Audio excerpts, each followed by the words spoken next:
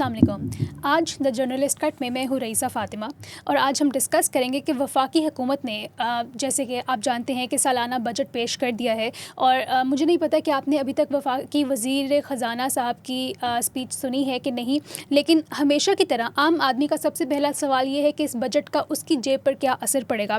लेकिन आज हम पुरानी बातें नहीं करेंगे। असल सवाल ये नहीं है कि क्या सस्ता हुआ क्या महंगा हुआ, असल सवाल ये है कि हम कब तक एक ऐसी मईशत चलाएंगे जो कि कर्ज़ों पर या फिर इमदादी पैकेजेस के सहारे चलती रहेगी। इस तमाम डिबेट पर डिटेल में बात करने के लिए हमारे साथ मौजूद हैं सीनियर तज्ज़ियाकार सज्जाद अनवर साहब। अस्सलाम वालेकुम सर। जी वालेकुम सलाम, कैसी हैं रई साहब? ठीक है सर, मैं बिल्कुल ठीक हूँ। सर, मेरा सबसे पहला सवाल आपसे ये है कि हर साल बजट आने से पहले हम लोग वसाइल पर बहस शुरू कर देते हैं, NFC अवार्ड्स पर बहस शुरू कर देते हैं, लेकिन जो हमारा एक बुनियादी मसला है कि पाकिस्तान फॉर एग्ज़ाम्पल जो बुनियादी इश्यूज़ हैं, जो फ्लॉज़ हैं, हम उन पर बात नहीं करते। फॉर एग्ज़ाम्पल सबसे बड़ा मसला जो इस वक्त मेरे जहन में आ रहा है वो तो यही है कि पाकिस्तान का जो सालाना इम्पोर्ट बिल है पेट्रोलियम का, एनर्जी प्रोडक्ट्स का, वो $20 बिलियन है, इसके लगभग बन जाता है। इसमें पेट्रोलियम प्रोडक्ट्स आते हैं और एडिबल ऑयल जिस पे $6 बिलियन हम खर्च करते हैं सालाना। तो अगर हम इन्हीं दो चीज़ों को मैनेज कर लें, हम इन कर्ज़ों से बच सकते हैं। आपकी इस पे क्या राय है? देखें, ये बुनियादी सवाल ये है कि जो आपकी ब्यूरोक्रेसी है वो IMF के साथ बात करके, कुछ पैसे लेकर, कुछ लोगों पे टैक्स लगा के, कुछ नए कर्ज़े लेकर पुराने कर्ज़ों को उतार के एक हैंड टू माउथ आपके मुल्क को चलाने के लिए उनकी एक टेम्पलेट है सालाना। वो एक बजट बनाते हैं, पास करते हैं, असेंबली में शोर होता है, अपोजिशन कहती है ये बिल्कुल अवाम दुश्मन बजट है। और इत्तेफाक ये है कि हर दफ़ा हुकूमत भी बदली हुई होती है और अपोजिशन भी बदली हुई होती है, लेकिन डॉक्यूमेंट वही होते हैं, वो इल्ज़ाम भी सेम होते हैं। जब 3 साल पहले इमरान खान साहब की हुकूमत बजट पेश कर रही थी तो मुस्लिम लीग नून और पीपल्स पार्टी यही कह रही थी कि ये अवाम दुश्मन बजट है। आज ये जो पिछले 2-3 बजट शहबाज शरीफ साहब ने पेश किए हैं तो उसी तरह शोर मचाती है PTI भी, और ना तो वज़ीर ख़ज़ाना की तकरीर सुनी जाती है, शोर पीटते हैं कि बाहर निकल के प्रेस कॉन्फ्रेंस कर देते हैं कि ये मुल्क दुश्मन बजट है। और तीसरी तरफ हमारी इस्टेब्लिशमेंट जो कि ये समझती है कि शायद पाकिस्तान के मुआशी हालात को ठीक करने की बहुत ज़्यादा ज़िम्मेदारी उनके ऊपर है, तो वो जो हमारी कॉन्स्टिट्यूशनल सेटल चीज़ें होती हैं उनको ज़रा ऊपर नीचे करके, जैसे इस दफ़ा NFC के अलावा 1700 अरब रुपया सूबों से लेकर तो गुजारा करने की कोशिश की गई, लेकिन जो बेसिक्स हैं इस बजट की वो वही हैं। वो क्या हैं आपके सामने है कि सबसे बड़ी जो ब्लीडिंग है, आपका जो बजट है टोटल, वो पाकिस्तान का जो है वो तकरीबन $62 बिलियन का टोटल वॉल्यूम है आपका जी। और मैं एक मज़ेदार बात बताता हूँ आपको कि ये जो वियतनाम है 101 मिलियन आबादी है उनकी, हमारी कितने मिलियन आबादी है? 240 मिलियन, यानी मेरा ख्याल है उससे हाफ, वो हमसे हाफ से भी कम है वो, और हम हाफ से भी ज़्यादा हैं। लेकिन उनकी जो एक्सपोर्ट है वो टोटल एक्सपोर्ट है उनकी $475 बिलियन की, जबकि आपकी कितनी है? 40 बिलियन। आपका $62 बिलियन का टोटल बजट है। Total volume of your economy is $62 billion जी। और वो $475 बिलियन की एक्सपोर्ट कर रहे हैं जी। आपसे आधी कम आबादी। अच्छा, इन चीज़ों को देखने की ज़रूरत है। जो भी कहता है कि पाकिस्तान की इकॉनमी को रीसेट करना है या रीफॉर्मेट करना है, उसके सामने 4-5 बड़े चैलेंज हैं। जो भी करना चाहे, जो इस स्टीरियोटाइप बजट से बाहर निकलना चाहता है, सबसे बड़ा उसके पास जो हर्डल है, रुकावट है, वो है दरामदात का नाकाबिले बर्दाश्त बिल जी, जो कि ऑलमोस्ट $60 अरब का है जी। 60 मतलब आपकी $62 बिलियन की टोटल इकॉनमी है ना, तो ये जो 20 बिलियन, सॉरी ये आपका बनता है 18, ये 5 ट्रिलियन तो बन जाता है पेट्रोलियम का, 1.5 ट्रिलियन खुर्दनी तेल का बनता है। यानी ये आपका 6 ट्रिलियन 6.5 ट्रिलियन आपने सिर्फ पेट्रोल की मद में देने हैं पैसे। उसके बाद कर्ज़ों की अदायगी है, उसके बाद कैपेसिटी पेमेंट है जो कि आपने इधर से जेब से उठा के पे कर देनी है, कर्ज़ों की अदायगी दे देनी है, और गैर फाल सरकारी कॉरपोरेशन जो कि पैसा कमा ही नहीं रही, आप उनको पाल रहे हैं। तो जिसने भी इनको ठीक करना है इन चीज़ों को, सबसे पहले तो आपका जो दरामदी बिल है ना, जो मेन है वो पेट्रोलियम और एनर्जी नहीं, आप पहले बात कर लेते हैं पेट्रोलियम और एनर्जी। हम दुनिया की मसालहत करवा रहे हैं, ईरान की और अमेरिका की, और वो होने जा रही है। क्या हम इतना बड़े स्टेज के एक मेन प्लेयर के तौर पे अमेरिका से ये बात मनवा नहीं सकते कि हम बराह रास्त ईरान से एनर्जी भी लेंगे और ईरान पाकिस्तान गैस पाइपलाइन भी बनाएंगे? ईरान की तरफ से पाइपलाइन पाकिस्तान की सरहद तक पहले ही मौजूद है, आ चुकी है जी। हमने आगे उनकी पाबंदियों की वजह से नहीं ली। हाँ जी। अगर हम ये वाली पाइपलाइन ले लेते हैं और ईरान के साथ एक सस्ते तेल की डील कर लेते हैं, तो ये आपका जो 5 ट्रिलियन सिर्फ आप तेल की प्रोडक्ट के लिए, पेट्रोलियम प्रोडक्ट के लिए लेते हैं, ये आपका हाफ ऑफ योर बिल हो सकता है, बल्कि उससे भी कम हो सकता है। जो कि मार्केट में ईरान ने जो तेल बेचा है चाइना को और इंडिया को, वो बहुत सस्ता बेचा है। हमने ये जो सऊदी अरब से या कतर से या बाकी मुल्कों से जो हम इंपोर्ट करते रहे एनर्जी और ऑयल, वो बहुत महंगी करते रहे। अच्छा, उसके बाद दूसरी चीज़ है कर्ज़ों की अदायगी जी। तो कर्ज़ों की अदायगी भी जो है ना, वो नेगोशिएट करनी चाहिए हमारी रियासत को। अगर इतना हमारा इंटरनेशनल एक्सपोजर है, जिसको हम कहते हैं कि हमारी अब एक और से बन गई, तो जो आलमी मालियाती इदारे हैं, IMF, वर्ल्ड बैंक, उनके साथ कुछ बातचीत करनी चाहिए इनके ऊपर। और फिर तीसरी चीज़ है कैपेसिटी पेमेंट। आप सियासी जमातों को तो बंद कर देते हैं, आप कॉन्स्टिट्यूशनल एक्स्ट्रा कॉन्स्टिट्यूशनल हर किस्म का फ़ैसला कर लेते हैं, आप बहुत सारी चीज़ों के ऊपर जाके क्रीज़ के बाहर जाके खेल सकते हैं। ठीक है, सियासी जमातों ने गलत फ़ैसले किए, ये जो IPPs वाले, लेकिन इनको किसी ना किसी मरहले पे आपने रोकना है ना। हाँ, अगरचे सॉवरन गारंटीज़ हैं जो भी है, लेकिन इसका आपने कोई ना कोई हल निकालना है। सबसे बड़ी सॉवरन गारंटी तो कॉन्स्टिट्यूशन ऑफ पाकिस्तान है। अगर आप बाज़ औक़ात उसको भी नहीं काबिल इतना समझते, तो फिर ये जो गारंटी है, आपको ये कैपेसिटी पेमेंट से बाहर निकलना। फिर गैर फाल सरकारी अदारे जो हैं, हाँ, हम जो जहाँ से अर्निंग हो सकती है जिन सरकारी अदारों से, उनको तो बेच रहे हैं। जो बिल्कुल डेड हैं वो अभी तक रुके हुए हैं, वो अभी तक बिक नहीं रहे। तो ये 3-4 काम करने की ज़रूरत है।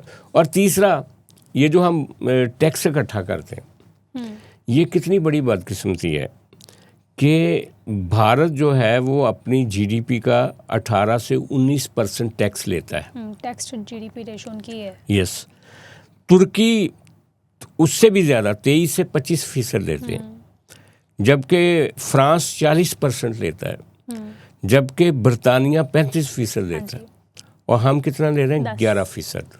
10.3 to 11, मतलब कहीं। और ये जो हमारी टैक्स कलेक्शन अदारा है FBR, वो उसके बारे में शब्बर साहब कह के गए हैं कि ये जब तक क्यू ब्लॉक और FBR मौजूद है और ये आपका फाइनेंस का ये ढांचा मौजूद है, आप कभी टैक्स इकट्ठा नहीं कर सकते। इस दफ़ा भी ये जो लंगड़ियाल साहब ने बड़े दावे किए ना कि हम इस दफ़ा कुछ कहा कि हम कुछ थोड़ा ज़्यादा टैक्स इकट्ठा करेंगे, सवाल ही नहीं पैदा होता। वजह यह है कि आपकी मशीनरी इतनी करप्ट है। इसको किसने ठीक करना है? ये फेडरल महकमा है। आप सूबों की बात करते हैं कि सूबे पैसे ज़ाया कर रहे हैं, ये फेडरल महकमा FBR, इसकी कारकर्दगी किसने देखनी है कि आपका टैक्स टू GDP इस रीजन में सबसे कम है, इसको किसने ठीक करना है? ये बुनियादी सवालात हैं। सर ये टैक्स नेट में लाते क्यों नहीं है? इस दफ़ा भी जो अभी मैं सुन रही थी शो, जो प्राइवेट जितने भी बिज़नेस टाइकून्स हैं वो यही बैठ के कह रहे हैं कि इस दफ़ा फिर उन्होंने टैक्स नेट बढ़ाने की कोशिश ही नहीं की हुकूमत ने। तो फिर ये गवर्नेंस में हम बात कर सकते हैं या इनकी सियासी कोई हिम्मत नहीं है? क्या मसला है कि टैक्स नेट में मज़ीद अब देखें ना, इसमें कितनी अजीब कहानी है कि कहते हैं कि गरीब आदमी को कोई सब्सिडी नहीं मिलनी चाहिए, कोई रिबेट नहीं मिलना चाहिए, क्योंकि जी हमारे पास पैसे नहीं हैं। बेनिफिट इनकम सपोर्ट प्रोग्राम भी सूबों को दे दें, फलाना कर लें, ये कर लें, वो कर लें। लेकिन सनतकार क्या कहता है आपको? सनतकार कहता है कि अगर आपने एक्सपोर्ट बढ़ानी है ना, तो आप हमें बिजली भी सस्ती दें, आप हमें गैस भी सस्ती दें, प्लस हमें मज़ीद सब्सिडी दें, ताकि हम दुनिया की जो प्राइसेस हैं उनको compete कर सकें जी। तो जब आपके पास नहीं बिजली सस्ती, जब आपके पास पेट्रोल सस्ता नहीं है, आप सस्ता ख़रीद के उनको देंगे सब्सिडी, वो पैसे जो भी उसके ऊपर कमाएंगे। एक फैक्ट्री ओनर कभी दिवालिया होता मैंने नहीं पाकिस्तान में देखा। एक फैक्ट्री के बाद दूसरी फैक्ट्री बनती है, तीसरी बनती है, चौथी बनती है। वो हर वक्त ये हमारा जो इंडस्ट्रियलिस्ट है ये रोना रो रहा होता है कि हमें ये फैसिलिटी नहीं मिली। हत्ता कि आप देखें शुगर इंडस्ट्री वो सब्सिडी लेती है। ये कार्टेल बने हुए हैं इंडस्ट्री, इनको कोई भी नहीं पूछता, कोई भी नहीं देखता इनका, क्योंकि आपका FPR बहुत नाकम्मा है, बहुत मतलब वो इनएफिशिएंट है। अच्छा, मैं सिर्फ ये कहता हूँ कि आप ज़्यादा ऐसी एक्सपोर्ट की तरफ मत जाएं जो कि जिनके ऊपर आपकी प्राइस ज़्यादा लग जाए। आप सिर्फ डॉलर कमाने के चक्कर में अपनी पूरी इकॉनमी जो है उसके ऊपर आप लगा लें। आपके पास क्या चीज़ें हैं जिनको आप बग़ैर एडेड इन्वेस्टमेंट के बेच सकते हैं या बहुत थोड़ी इन्वेस्टमेंट के साथ बेच सकते हैं? वो सबसे पहले ज़री प्रोडक्ट्स हैं आपके। आप एग्रीकल्चर मुल्क हैं। मैं उस दिन भी बात कर रहा था आपसे कि खुर्दनी तेल जो है, जो कि पाम ऑयल जिसको बोलते हैं, उसकी काश्त जिन पाकिस्तान के इलाकों में हो सकती है, वहाँ पे आप इंसेंटिव्स क्यों नहीं किसानों को देते? वो ज़्यादा से अभी आप 5% अपनी खपत का खुर्दनी तेल पाकिस्तान में तैयार कर रहे हैं, सिर्फ उसको आप बढ़ा सकते हैं 5 to 10%, उससे 20% पे जा सकते हैं। फिर बहुत सारी चीज़ें ऐसी हैं, मसलन ये जो अरेंड का दरख्त है, ये दुनिया में इस वक्त इसकी 90% एक्सपोर्ट इंडिया की तरफ से हो रही है। पाकिस्तान का बेशतर इलाका जो बंजर गैराबाद है या इवन जो हमारी ज़रखेज़ ज़मीनें, उनके किनारों पे भी ये अरेंड का दरख्त लगाया जा सकता है। कैस्टर ऑयल की बात कर रहा हूँ, और ये महंगा है खुर्दनी तेल की निस्बत। उसकी जो टोटल मार्केट है उसका 90% इंडिया लेकर जा रहा है। हमने कभी प्लानिंग ही नहीं की कि किन किन चीज़ों में हम पैसा बाहर से कमा सकते हैं। अच्छा, फिर उसके बाद क्या है कि आपकी टूरिज़म इंडस्ट्री है। टूरिज़म, दुनिया जहान के जो टूरिज़म के इन्वेस्टर्स हैं उनको बुलाएं, उनके साथ बात करें कि पाकिस्तान को क्या करना चाहिए टूरिज़म को बढ़ाने के लिए। हमारे पास कितना बड़ा पोटेंशियल है। मतलब आर्मी चीफ साहब अगर यही एक काम कर रहे हैं, सारी दुनिया के जो एक्सपर्ट्स हैं टूरिज़म के, उनको इनवाइट करें, उनको कहें कि ये हमारा खित्ता है, आप हमें कुछ गाइड करो कि हम क्या करें कि ये हम, और ये इतना सस्ता आपका डॉलर आएगा पाकिस्तान में, उसके नतीजे में प्रॉस्पेरिटी आएगी, इंटरेक्शन बढ़ेगा, दुनिया में एक्सपोजर बढ़ेगा, आपका सॉफ्ट इमेज बढ़ेगा, आपके बारे में एक पता चलेगा लोगों को कि कई तरह की इंडस्ट्री डेवलप होना शुरू हो जाएगी। सर, हमारे तो सिक्योरिटी इश्यूज ही नहीं हैंडल होते। उनको किसने करना है? वो जब ये असल सवालात ये हैं। और फिर उसके बाद ये जो ह्यूमन रिसोर्स है, हम बार बार कहते हैं, ये जो हम इसका कर रहे थे, वियतनाम का जिक्र कर रहे थे, ये जो IT इंडस्ट्री है, जो घर बैठे नौजवान बाहर से डॉलर कमा रहे हैं, उनकी ट्रेनिंग कौन करेगा? ट्रेनिंग के बड़े निज़ाम बनने चाहिए। ये जो आपका रवायती एजुकेशन सिस्टम है ना, प्राइमरी, सेकेंडरी, मिडल, फिर उसके बाद आपका हायर एजुकेशन, इंटरमीडिएट, फिर आपकी यूनिवर्सिटीज़, कोई वैल्यू नहीं है इनके अंदर से जो बच्चा पैदा होता है वो कुछ करने के काबिल नहीं होता, सवाए चंद शोबों के। बेसिक अंग्रेजी नहीं सर यूनिवर्सिटी के स्टूडेंट्स नहीं आती। अच्छा, लेकिन अगर आप ये जो ट्रेनिंग है आईटी की ट्रेनिंग, एआई की, बाकी चीज़ें जो प्रोडक्ट बनानी, ग्राफिक्स, डिज़ाइनिंग, शॉर्ट मूवीज़, ये सारा काम जो है वो अगर आप उसका एक ढांचा बनाएं पूरे पाकिस्तान में, आप देखें कि कितने डॉलर आपके लोग कमा सकते हैं। लोगों पे आप वो रवायती सनतकारों से अगर तवक्को करते हैं कि वो इंडस्ट्री लगा के एक्सपोर्ट करके इतने पैसे कमा लेंगे, तो वो 70 साल में कमा चुके होते। उनको बड़े मौके मिले हैं, हर ज़माने में उनको रिबेट्स वगैरह मिलते रहे, हर ज़माने में उनको सब्सिडीज़ मिलती रही। अच्छा, फिर उसके बाद आप क्या कर सकते हैं? उसके बाद आप ये जो नर्सेज हैं, डॉक्टर्स हैं, आप दुनिया में आज भी अमेरिका में जो सबसे इन्फ्लुएंशियल पाकिस्तानी हैं वो डॉक्टर्स हैं। आप बनाए ना स्टेट ऑफ आर्ट 5-10 मेडिकल यूनिवर्सिटियाँ, और ये जहन में रखें कि ये बच्चे हमारे दुनिया में जाके सर्व करेंगे, फिर वापस आएंगे, नए हॉस्पिटल्स बनाएंगे, फिर चले तो जाते हैं, वापस नहीं आते हैं कई, क्योंकि यहाँ पे हालात ऐसे साजगार नहीं होते कि वो इन्वेस्टमेंट्स लेकर आते हैं। अभी भी ये जो उनको भेजने से पहले ना उनके वापस आने की तैयारी मेरे ख्याल से मुकम्मल करनी चाहिए। नहीं, आपके पास इतने डॉक्टर्स होने चाहिए कि आप अपने पाकिस्तान में सरप्लस हों और बाहर जा सकें। आप ज़्यादा डॉक्टर्स पैदा करें, ये मत सोचें। ये भी बड़ा प्रेजुडिस होना होता है, आते हैं कि नहीं आते।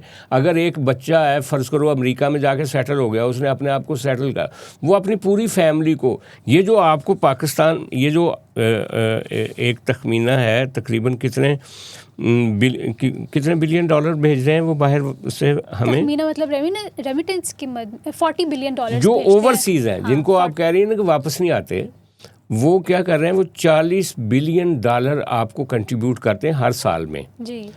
और जो हम बैठे हैं, जो बाहर नहीं गए, वो 24 करोड़ 25 करोड़ मिल के भी हम 24 बिलियन डॉलर की एक्सपोर्ट नहीं कर पाते। एक्सपोर्ट मतलब वो इतना ही 40 बिलियन इक्वल्स, मतलब इक्वल अमाउंट हम इतना नहीं कर पाते।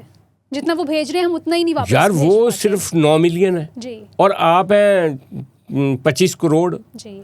तो मेरा कहने का मतलब है कि इस 25 करोड़ के पोटेंशियल को किस तरह से आपने ठीक करना है जी। मत तो को लगाएं कि एक आप एक्सपोर्ट क्वालिटी का बनाएंगे, कपड़ा बनाएंगे और बाहर जाके बेचेंगे। बहुत कंपटीशन है, आप नहीं कर सकते। चाइना जितनी सस्ती प्रोडक्शंस हो रही हैं, दुनिया में जितनी सस्ती प्रोडक्शंस हो रही हैं, बांग्लादेश में इधर उधर, आप उतनी नहीं कर सकते। और अगर इनको देंगे भी पैसे तो गरीब आदमी का गला काट के देंगे, सब्सिडीज़ ये वो फलान। अच्छा, फिर क्या है, ये सारे काम कौन करेगा? सियासतदानों को करने चाहिए, वज़ीर आज़म साहब को करने चाहिए, कैबिनेट को करने चाहिए भाई। लेकिन अगर वो नहीं करते, आप डंडे के ज़ोर पे एनएफसी तो रीफॉर्मेट करवाने की कोशिश करते हो ना, आईनी तरामीम करवाने की कोशिश करते हो, ये काम क्यों नहीं आप करते जी? ये जो इस्लामाबाद में बैठे हुए बाबू हैं, वो जिनके बारे में लोग कहते हैं कि वो आपने उनको कराची और इस्लामाबाद क्या देना है, उनसे तो रावलपिंडी भी कंट्रोल नहीं होता। तो मेरा कहना है कि वो बाबू जो हैं, उनसे आप तवक्को लगा के बैठे हैं जिनकी वजह से मुल्क डूब रहा है। या फिर ये है कि इस मुल्क में एक कोई ऐसा विजनरी सियासतदान आए जो इन पैटी लड़ाइयों में ना पड़े कि उसको जेल में बंद कर दूंगा, उसको बंद कर दूंगा। वो रिफॉर्मर आए, वो आके सोसाइटी को रिफॉर्मेट कर दे। सिर्फ विजनरी की डेफिनेशन भी बयान करनी पड़ेगी, क्योंकि हर एक का अपना अपना हिसाब का विजनरी है। नहीं, जो देखें, मेरी बात सुने, जो एक पॉजिटिव कंट्रीब्यूशन होता है ना, किसी भी तरह का पॉजिटिव कंट्रीब्यूशन होता है, वो रिकग्नाइज होता है। और जब आप उसको फॉर दैट मैटर, जब आप किसी भी लेवल पे जाके स्टक हो जाते हो ना, अच्छा, लड़ाइयों में लोग स्टक हो जाते हैं। लड़ाई में क्या होता है, पोलराइजेशन होती है।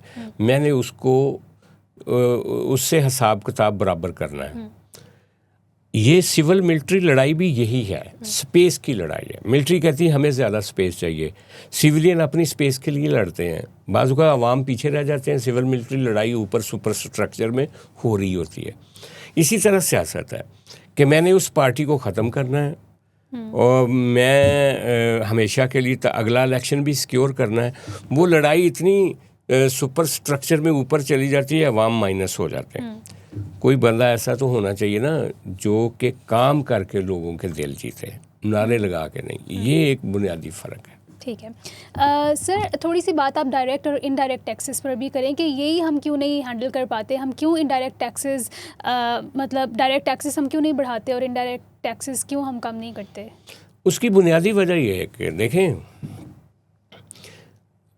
आपका गला अगर मेरे हाथ में है या मेरा गला किसी के हाथ में है और वो मेरे से भत्ता ले सकता है, तो वो क्यों एफर्ट करे कि वो गली गली जाके सर्वे करे कि किसकी अर्निंग कितनी कम है। जो आसान टारगेट है ना हमारी ये टैक्स कलेक्शन अथॉरिटीज़ का, वो ये है कि जो सिस्टम में आते ही जिनकी कटौती हो जाती है, सरकारी मुलाजम है उसकी तनख्वाह अपने दफ्तर से भेजनी है, इतने % काट लें। प्राइवेट मुलाजम है उसकी जिसकी बैंक के थ्रू पैसे जाते हैं जो कैश में नहीं जिसको मिलते, उसके साथ ही कट जाते हैं। आप ग्रॉसरी लेने जाते हैं, दुकानदार पे जो टैक्स लगता है वो साथ ही आपसे टैक्स, आप खाना खाने जाते हैं रेस्टोरेंट पे, वो साथ ही आपके बिल में टैक्स ऐड कर देता है। तो ये सबसे आसान काम है ना रिकवरी का, बजाय इसके कि आप देखें पूरे मुल्क में कौन कौन कितनी अर्निंग कर रहा है, उसके रिसोर्सेज क्या हैं। ये तो मुश्किल काम, ये कौन सा अफसर है जो मुश्किल काम करेगा। और फिर बदकिस्मती ये है कि जिस काम में पैसा होता है, जिस काम में पाकिस्तान में एक क्लास है, एक करोड़ से ज़्यादा लोग होंगे जो अरबपति हैं, लेकिन वो सिस्टम में कहीं गेज नहीं होते इतने लोग, इतने अरबपति। जब गाड़ियाँ नए एडिशंस आते हैं गाड़ियों के 1.25 करोड़ 1.5 करोड़ के, वो कौन ख़रीद सकता है? वो वही ख़रीद सकता है जिसके पास 10-20 करोड़ का एक्स्ट्रा बजट पड़ा हुआ है, आम तो नहीं ख़रीद सकता। इसी तरह नए घर जो बन रहे हैं, बड़े घर, मैं उन घरों की बात नहीं कर रहा जो 3 मरले 5 मरले के 10 मरले के घर होते हैं, बेचारे अपनी जमा पूंजी के कर जो 2 कनाल 4 कनाल 5 कनाल 10 कनाल जो फार्म हाउसेस बन रहे हैं, कभी किसी ने पूछा कि ये कहाँ से अर्निंग आ रही? और ये घर करोड़ों की तादाद में लोग मुख्तलिफ़ शहरों में, पाकिस्तान छोटा मुल्क नहीं है, आप नॉर्थ से लेकर कराची तक और ग्वादर से लेकर पेशावर तक देखें ना लोगों का लाइफस्टाइल। ये वो मुल्क है जहाँ पे अवाम अमीर है और स्टेट गरीब है। स्टेट इसलिए गरीब है कि स्टेट जो है वो बाहर से भीख मांग लेती है, अपने लोगों से टैक्स हासिल करना जो कि एक मुश्किल टास्क है वो नहीं कर पाती। ठीक है। अच्छा सर, इस शो से पहले मैंने अपनी जितनी भी रिसर्च की इकॉनमी पर पाकिस्तान की इकॉनमी पर, उससे यही चीज़ सामने आई कि अगर हम सिर्फ अपना इंपोर्ट बिल एक तो कंट्रोल कर लें और दूसरा अगर हम अपनी जो इंपोर्ट मतलब उस पर डिपेंडेंसी कम कर दें और टैक्स कलेक्शन का नेट बढ़ा दें, तो हम ये IMF की तरफ हमें जाने की ज़रूरत नहीं पड़ेगी। उसके बाद अगर कोई इशू रह जाएगा ना तो वो सिर्फ गवर्नेंस का इशू रह जाएगा। फिर वो जो आपकी अभी हमने पाकिस्तान ईरान गैस पाइपलाइन की बात की, वो जो जियोपॉलिटिकल प्रेशर्स की नज़र हुई हुई है, उस तरह के इश्यूज़, फिर उन्हीं को अगर हैंडल कर लिया जाए तो हम एक इंडिपेंडेंट कौम के तौर पर प्रोग्रेस कर सकते हैं। तो आप हमें या गवर्नमेंट को कोई अगर देखिए पॉलिटिकल विल चाहिए। जब 70s में जुल्फ़िकार अली भुट्टो ने कहा ना कि हम एटम बम बनाएंगे, खा घास खा लें, तो बहुत सारे रैशनल लोग जो थे वो कह रहे थे कि ये कितनी हमाकत है, कैसे एक मुल्क जो टूट गया, एक मुल्क जिसकी इकॉनमी बिखरी हुई है, वो कैसे एटम न्यूक्लियर बना सकता है। न्यूक्लियर दुनिया के अमीर तरीन मुल्क जो हैं टॉप के, उनके पास ये फैसिलिटी थी, पाकिस्तान ने बना ली ना। अगर पॉलिटिकल विल हो तो बहुत कुछ हो सकता है। अगर आपने बीच में लड़ना है ना, एक दूसरे के बाल खींचने, एक दूसरे का हिस्सा खाना है, एक दूसरे को नोचना है, गरीब को बर्बाद करना है, गरीब के बारे में सोचना नहीं है, मिडिल क्लास की आपस में लड़ रहे होते हैं, स्टेटस की लड़ाई चल रही होती है, ऊपर इंडस्ट्रियलिस्ट जो हैं वो मौका आता है जैसे ही तो अपनी इंडस्ट्री यहाँ से बांग्लादेश शिफ्ट कर लेते हैं। पाकिस्तान के साथ जब तक आप एक पॉलिटिकल विल के साथ पाकिस्तान के साथ खड़े होकर उसके मफादात को देख के आगे नहीं बढ़ेंगे, और फिर आपकी आबादी का तनासब कितनी शर्मनाक बात है कि एक मुल्क जो कर्जा लेकर अपने आप को पाल रहा है, वो आबादी की जो रेशो है 3.7%। हम इस वक्त कितने बच्चे पैदा करते हैं एक साल में? 5 मिलियन बच्चे पैदा करते हैं, जिनकी रोटी रोज़गार और जो तालीम सेहत उसकी किसी के पास कोई गारंटी नहीं है। इस वक्त जो आपकी इंडस्ट्री की ग्रोथ है ना, जो गवर्नमेंट ने सोची थी पिछले साल, वो 4.3% सोची थी, 3.5% हो सकी जी। जो जीडीपी ग्रोथ है आपकी, वो इन्होंने कहा था 4.2 पे लेकर जाएंगे, वो 3.7 पे। और जो बेरोज़गारी है जिसको हुकूमत कहती है 7%, ये कितना बड़ा झूठ है। जो अदाद शुमार है ना, प्राइवेट अदाद शुमार जो गैर मुल्की अदारों के या पाकिस्तानी एनजीओज़ के, वो कहते हैं 22% से ज़्यादा बेरोज़गारी है, जबकि गवर्नमेंट कह रही है 7% है। गवर्नमेंट कह रही है 7%। फिर गुर्बत जो है, गवर्नमेंट कह रही है 7% पावर्टी रह गई, जबकि 40% से ज़्यादा। यानी आप एक सोचें ना कि एक ऐसा मुल्क जिसमें 8 और 10 करोड़ लोग जो हैं सीधे गुर्बत की लकीर के नीचे हैं, सीधे, और वो बच्चे पैदा कर रहे हैं। और वो किस बड़ी तादाद में बच्चे पैदा कर रहे हैं, 5 मिलियन एनुअल बच्चे पैदा कर रहे हैं, जिनकी ज़िंदगी की कोई वारंटी नहीं है हमारे पास, सेहत की, उनकी किसी किस्म की इंश्योरेंस नहीं है, कुछ नहीं। तो ये बहुत बदकिस्मती की बात है कि और 3 साल हो गए, 3 साल जब से ये गवर्नमेंट है, एक्सपोर्ट आपकी स्टैगनेंट है, बिल्कुल इकॉनमी स्टैगनेंट है, आगे नहीं बढ़ रही। आप हर दफ़ा कहते हैं हम ये कर देंगे, हम वो कर देंगे, स्टेबलाइजेशन के मरहले में रुके हुए हैं आप, कैसे करेंगे सर इतने सालों से? तो फिर आप अपने लोगों से लड़ेंगे, अपने सूबों से लड़ेंगे, अपने एक दूसरे का हक खाएंगे और उसके साथ लड़ाइयाँ होंगी, ज़्यादा कर्जे लेंगे, मकरूज़ होंगे, आपकी पॉलिसी इंडिपेंडेंट नहीं होगी, और फिर आप इंडिया के साथ लड़ने के लिए आपको मज़ीद पैसे चाहिए, मज़ीद कर्जे लेंगे। तो इसमें से कैसे निकलना है? ये जो हमारे बाज़ एंकर्स उठ के कहते हैं ना कि वफाक कंगाल हो गया, भाई वफाक नहीं, पूरा पाकिस्तान कंगाल हो रहा है। अगर आप देखें तो पूरा पाकिस्तान कंगाल हो रहा है। बाकी मुल्कों से अगर हम कंपैरेटिव एनालिसिस करें सर, जो एहसन इकबाल साहब हैं PMLN के वज़ीर, उन्होंने एक स्टार्ट, फॉर एग्जांपल आपने वियतनाम की जो शो के स्टार्ट में एग्जांपल दी कि उनका 437 मिलियन डॉलर्स उनका एक्सपोर्ट वो करते हैं, तो उन्होंने कहा कि पाकिस्तान की 240 मिलियन आबादी का टोटल जो एक्सपोर्ट होनी चाहिए वो $400 बिलियन से ज़्यादा होनी चाहिए, जबकि वो सिर्फ $40 मिलियन है। तो ये करेगा कौन? हर एक के पास सॉल्यूशंस तो है कि ये होना चाहिए, वो होना चाहिए। फॉर एग्जांपल एक चीज़ कि मैं ना पिछले कई सालों से सुनती आ रही हूँ कि एग्रीकल्चर सेक्टर को आप अपने टैक्स नेट में लाते ही नहीं हो, आप एग्रीकल्चर को एम्पावर ही नहीं करते। तो ये सुनती आ रही हूँ, करता कोई भी नहीं है। अब we are not economic experts, I know that, but we do have the basic sense कि हमने करना क्या है। इसलिए कि आप रिसर्च नहीं करते, आप ग्राउंड रियलिटीज़ नहीं देखते। किसान को जिस तरह से वो गंदम पैदा करते हैं और आप उसको ख़रीदने के लिए आगे नहीं बढ़ते। बिल्कुल, वो सस्ता मिडल मैन को बेचता है, वो अपनी खाद। आपने इस वक्त यूरिया की क्या कीमत है आपको पता है? इस वक्त DOP की क्या कीमत है? कोई बंदा इसके ऊपर तवज्जो नहीं देता। अगर कोई किसान का नुमाइंदा आ जाता है वो कहता सबसे बड़ी प्रॉब्लम मुझे, इंडस्ट्री का नुमाइंदा आ जाता है वो कहता सबसे बड़ी प्रॉब्लम मुझे है। अगर कोई सरकारी मुलाजमीन का नुमाइंदा आ जाता है, भाई इन सारी चीज़ों को आप इस सारे डाटा को एनालाइज करने वाला कोई मरकज़, या ये जो आपका जिनका आपने जिक्र किया अभी, एहसन इकबाल साहब, ये कमीशन जो है ना, प्लानिंग एंड डेवलपमेंट कमीशन, इनका काम होता है नए आइडियाज़, नई चीज़ें, नया सोचना। ये भी बुनियादी तौर पे जो वर्ल्ड डेवलपमेंट सेक्टर के लोग होते हैं उनसे भरा हुआ ये है आपका प्लानिंग डिवीजन।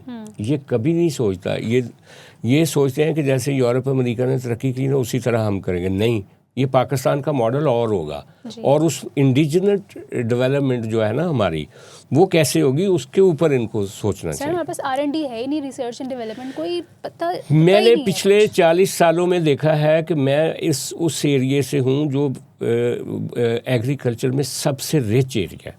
मेरे गांव में कभी एग्रीकल्चर डिपार्टमेंट का कोई आदमी नहीं गया। मैं एक ऐसे एरिया से बिलोंग करता हूं जो कि इंतहाई ज़रखेज़ इलाका है, ज़िला शेखुपुरा। नहरी पानी बहुत है, वाफर फसलें ज़्यादा होती हैं।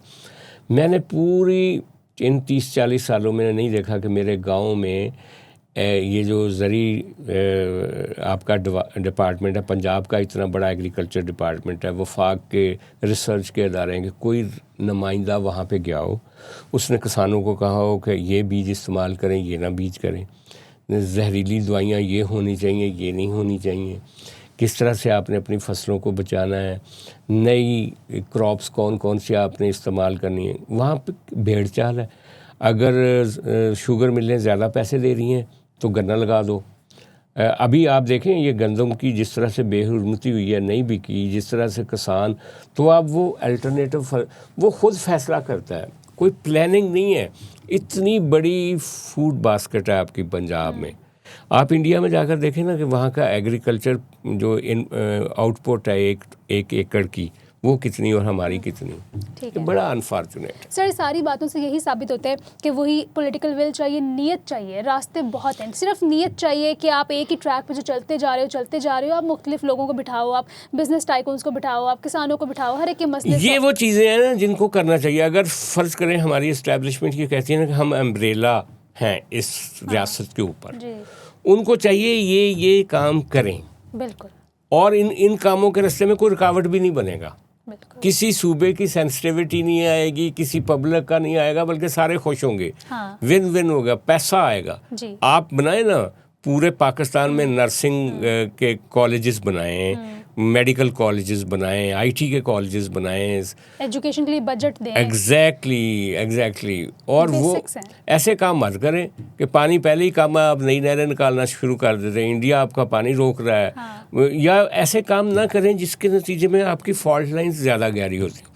ऐसे काम करें जिससे फॉल्ट लाइन भरें, पैसा आता है ना, खुशहाली आती है, तलखी कम होती है। और बहुत सारे इकोनॉमिक एक्सपर्ट्स हैं जो खुशी खुशी बैठ के इनको मशवरे देंगे, बस नीयत होनी चाहिए इनकी। एग्जैक्टली मशवरे तो देखें, मेरी बात सुने, अगर फ़र्ज़ करें कि आपको पता है कि इस जगह पे ये दरवाज़ा बंद है या ये गली है, इसको खोलना है, तो आपको आर्किटेक्ट भी मिल जाएगा आपको। हाँ। काम करने। लेकिन अगर आपने सोचा कि नहीं यार ये तो बंद गली कभी खुलनी नहीं है, तो आपकी विल ही नहीं। हाँ। है, तो फिर वो कैसे खुलेगी। ठीक है सर, बहुत शुक्रिया आपके आज की तज्ज़िये के लिए। Thank you so much for watching. अपनी राय से हमें ज़रूर आगाह करिएगा कमेंट सेक्शन में। कल हम हाजिर होंगे एक नए शो के साथ, तब तक के लिए खुदा हाफिज़।